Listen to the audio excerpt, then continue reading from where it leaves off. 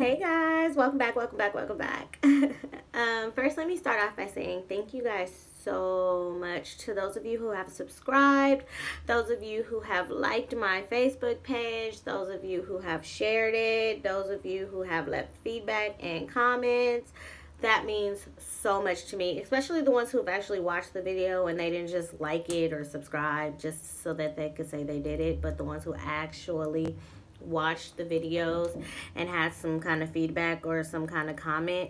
It means a lot to me because I have been wanting to start this channel for a very, very, very long time. I just wasn't sure if I was ready to put my life on display for people to either judge me or make their own decisions or conclusions of how I should feel about something that has happened to me in my life.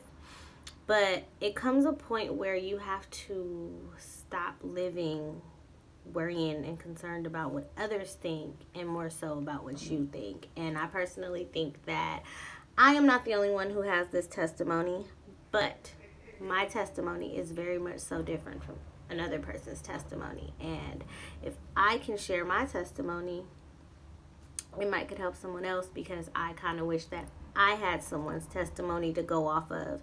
And I feel like if I did, it would have helped me to not necessarily get over it, but it would have helped me to grow up totally different than what I did. So like I said in the last video, if you guys had any questions or comments or something that you just didn't understand or it wasn't too clear, to ask me questions and that I would answer them in another video, in which that's what this video is going to be about. This video is going to be a question and answer, in which that's what I'm going to do in most of my videos that has something to do with my life. I'm the only one who can answer questions about my life. So every topic that has something specifically to do with me, I will give you guys the opportunity to ask me questions and I will come back and answer them in live videos. It's not meant to be a long video, just meant to answer your questions so you guys can have a little bit more clarity. So that's what I'm gonna do. So I got 5 questions. I'm gonna answer all 5. No specific order, just answering the questions.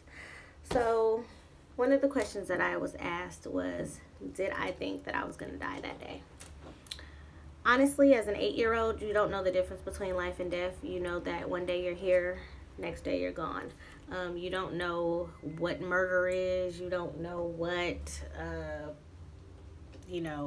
strangulation is. You don't know anything. You just know one day you're here and one day you're gone. I knew that he gave me 2 options. Keep screaming and die, or be quiet and live. I definitely know that I didn't want to die, so I definitely knew to be quiet. And I even in my head, I kind of knew that there's a chance that me being quiet still might not work in my favor. I might be quiet all day and I still might die. But the options that were given to me at the time was be quiet and live, or keep screaming and die.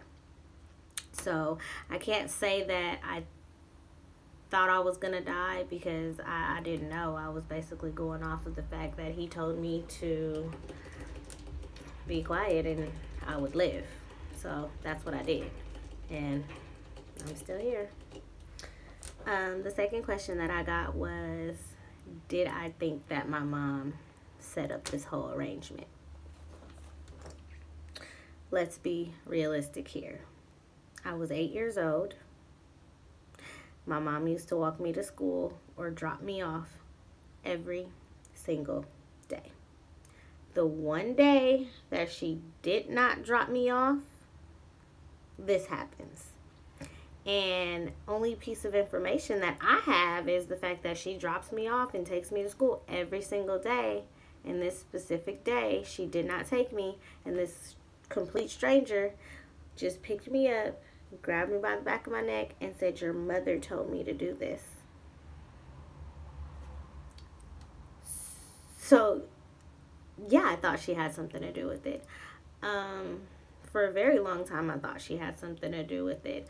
I won't say that I still think she has something to do with it.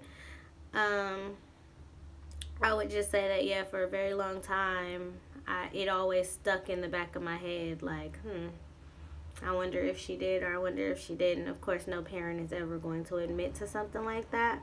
But yeah, for an 8-year-old, watching it play out how it played out, I definitely would say that I thought she had something to do with it. Another one of the questions that I got was, how did I get over it? Honestly, you never get over it. Never. You never get over something like that. Like, it might not cross your mind as much, but every time we see a movie or a video or someone talks about the topic, I'm pretty sure that, you're not going to sit in a quiet room and just be like, yeah, that's great, So I definitely think that it's a flashback here and there. You just have to learn to cope with it. You can't always sit around and dwell on it. You just have to learn to live your life the best of your ability. So yeah, you never get over it. That's never something that you just get over like a broken shoe. No. Another question that I got was, how are you so strong going through what you have went through? You guys are on the outside looking in. I am the person who lives my life. So you guys might think that I am the strongest person in the world, but there are days when I feel like I am the weakest person in the world. I'm human. I have feelings. There's some days when I'm really, really happy. There's some days when I'm really, really sad. There's some days when I don't want to be bothered. There's some days where I could care less about anything and I just want to do me and not care about how anyone feels about what I'm doing. But that's just me and how I cope with it. So you guys think I'm strong. Reality is I just hide it really, really well. I hide it with a smile because I don't want to constantly have people asking me what's wrong or what's going on. So you guys are the ones who think I'm strong. I think that I'm just human and I go through changes and mood swings just like anybody else does. All right. So the last question that I got was, what would you tell other young girls who have went through the same thing and don't yet know how to cope with it? I honestly would say seek counseling. But don't seek counseling from someone who is just there to get a check. You wouldn't send your 8-year-old child to a therapist who specializes in marriage counseling because that's not what your child is there for. You want to send your child to someone who is going to elevate their mind, someone who is going to open up and present something to them, which is another reason why I decided to do this channel.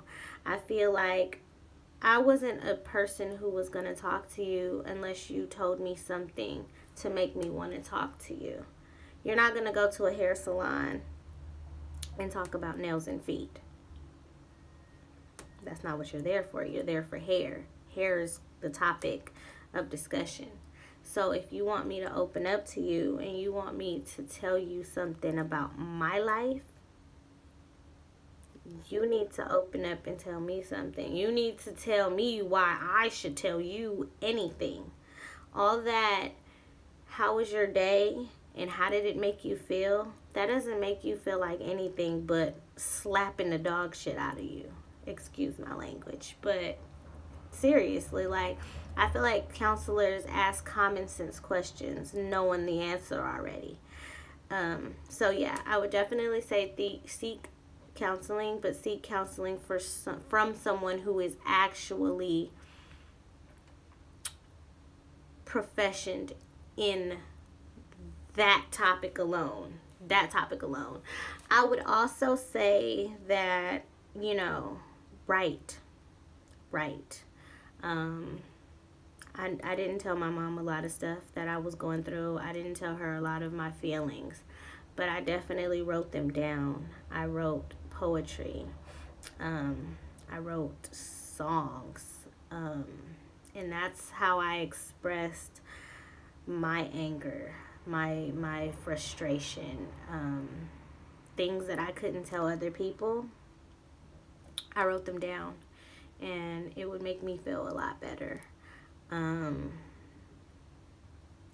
can't really say too much more on what advice I would give someone because I'm not a counselor, I'm not a therapist, but I would definitely say, if you have a child who has been raped or kidnapped or has went through something of that nature, make sure you watch them closely. Make sure that you're active in their lives.